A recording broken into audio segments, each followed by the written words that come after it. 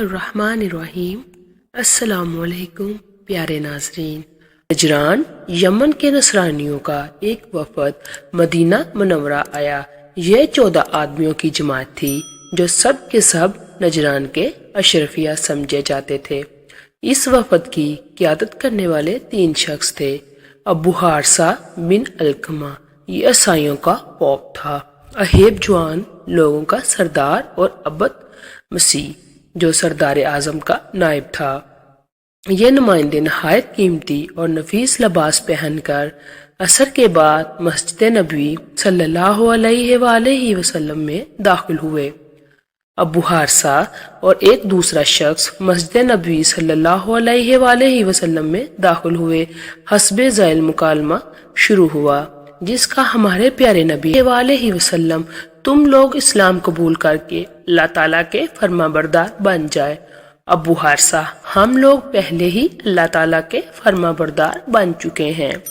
نبی کریم صلی اللہ علیہ وآلہ وسلم: تم لوگوں کو یہ کہنا صحیح نہیں، کیونکہ تم لوگ سلیب کی پرستش کرتے ہو اور اللہ کے لیے بیٹا بتاتے ہو اور خنزیر کھاتے ہو۔ ابو حارثہ: آپ لوگ ہمارے پیغمبر عیسیٰ علیہ السلام کو گالیاں کیوں دیتے ہو؟ نبی کریم صلی اللہ علیہ وآلہ وسلم: ہم لوگ حضرت عیسیٰ علیہ السلام کو کیا کہتے ہیں؟ ابو حارثہ: آپ ان کو بندہ کہتے ہیں، حالانکہ وہ خدا کے بیٹے ہیں۔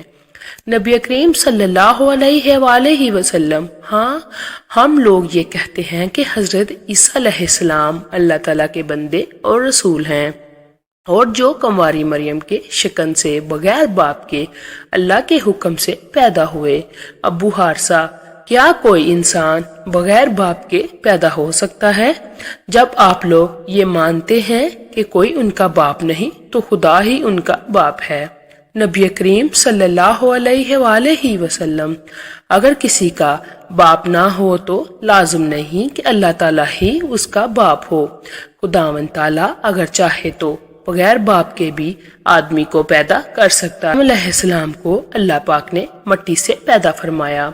حضرت آدم علیہ السلام کو بغیر ماں باپ کے پیدا فرما دیا، کیا حضرت عیسیٰ علیہ السلام کو نہیں فرما سکتا؟ اس میں تعجب کی کیا بات ہے؟ نبی کریم صلی اللہ علیہ وآلہ وسلم کے اس پیغمبرانہ طرز استدلال اور حکیمانہ گفتگو سے چاہیے تو یہ تھا کہ یہ وفد نصرانیت کو چھوڑ کر دامن اسلام میں آ جاتا، مگر ان لوگوں نے نبی کریم صلی اللہ علیہ وآلہ وسلم سے جھگڑا شروع کر دیا، جہاں تک بحث و تکرار کا سلسلہ بہت طویل ہو گیا۔ اس پر اللہ تعالیٰ نے سورہ آل عمران کی آیت نازل فرمائی۔ ترجمہ: تو آپ کے پاس علم آ جانے کے بعد جو لوگ اس میں آپ صلی اللہ علیہ وآلہ وسلم سے جھگڑا کر رہے ہیں، آپ ان لوگوں سے فرما دیجئے کہ آؤ ہم اپنے بیٹوں کو بلاتے ہیں اور تم اپنے بیٹوں کو بلاؤ، اور ہم اپنی عورتوں کو بلاتے ہیں اور تم اپنی عورتوں کو بلاؤ، اور ہم خود آتے ہیں اور تم خود آؤ، پھر ہم گڑ گڑا کر جھوٹوں پر خدا کی لعنت ڈالیں۔ قرآن کی اس دعوت کو ابو حارثہ نے قبول کر لیا اور صبح طے پایا کہ میدان میں مباہلہ کریں گے۔ لیکن جب ابو حارثہ نصرانیوں کے پاس پہنچا تو اس کا اپنی قوم سے خطاب کچھ اس طرح کا تھا: تم لوگوں نے اچھی طرح جان پہچان لیا کہ محمد صلی اللہ علیہ وآلہ وسلم نبی آخر الزماں ہیں، اور خوب یاد رکھو جو قوم کسی نبی برحق کے ساتھ مباہلہ کرتی ہے، اس قوم کے چھوٹے بڑے سب ہلاک ہوتے ہیں۔ اس لیے بہتر یہی ہے کہ ان سے صلح کر کے واپس چلے اور ہرگز ہرگز ان سے مباہلہ نہ کرو۔ چنانچہ صبح کو جب ابو حارثہ نبی کریم صلی اللہ علیہ وآلہ وسلم کے پاس آیا تو اس نے یہ دیکھا کہ حضور صلی اللہ علیہ وآلہ وسلم نے حضرت حسین علیہ السلام کو گود میں اور حضرت حسن علیہ السلام کی انگلی تھامے ہوئے تھے۔ حضرت فاطمہ رضی اللہ تعالیٰ عنہ اور حضرت رضی اللہ تعالیٰ عنہ آپ کے پیچھے چل رہے ہیں، اور آپ صلی اللہ علیہ وآلہ وسلم ان سے فرما رہے ہیں کہ میں جب دعا کروں تو تم لوگ میرے پیچھے آمین کہنا۔ یہ منظر دیکھ کر ابو حارثہ کانپ اٹھا اور کہنے لگا کہ اے گروہ انصاری، میں ایسے چہروں کو دیکھ رہا ہوں کہ اگر اللہ تعالیٰ چاہے تو ان مبارک چہروں کی خاطر پہاڑ بھی اپنی جگہ سے حرکت شروع کر دیں، لہٰذا میری قوم ہرگز ان سے مباہلہ نہ کرنا، ورنہ روئے زمین پر ایک بھی نصرانی باقی نہیں بچے گا۔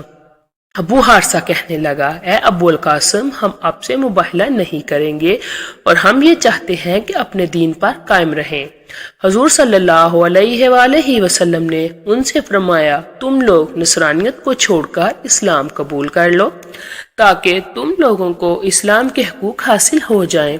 نصرانیوں نے اسلام قبول کرنے سے صاف انکار کر دیا۔ اس پر آپ صلی اللہ علیہ وآلہ وسلم نے فرمایا، میرے پاس تمہارے لیے جنگ کے سوا کوئی چارہ نہیں۔ یہ سن کر نصرانی کہنے لگے، ہم عربوں سے جنگ نہیں کر سکتے، لہٰذا ہم اس شرط پر صلح کرتے ہیں کہ ہم آپ سے جنگ نہ کریں، ہم سالانہ 1000 جوڑے کپڑے آپ کی خدمت میں پیش کریں۔ چنانچہ نبی کریم صلی اللہ علیہ وآلہ وسلم نے ان کی یہ شرط مان لی اور صلح فرما لی۔ اس کے بعد نصرانیوں کے لیے امن و امان کا پروانہ لکھ دیا گیا۔ اس کے بعد آپ صلی اللہ علیہ وآلہ وسلم نے فرمایا کہ نجران والوں پر ہلاکت و بربادی آن پہنچی تھی، مگر یہ لوگ بچ گئے۔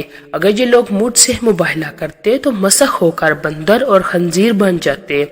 ان کی وادی میں ایسی آگ بھڑک اٹھتی جس سے ان کی کل آبادی اور یہاں تک کہ چرند پرند جل بن کر راکھ کے ڈھیر بن جاتے اور روئے زمین کے تمام عیسائی سال بھر میں ختم ہو جائیں گے۔ ویڈیو پسند آئی ہو تو ویڈیو کو لائک کریں اور چینل کو سبسکرائب کریں۔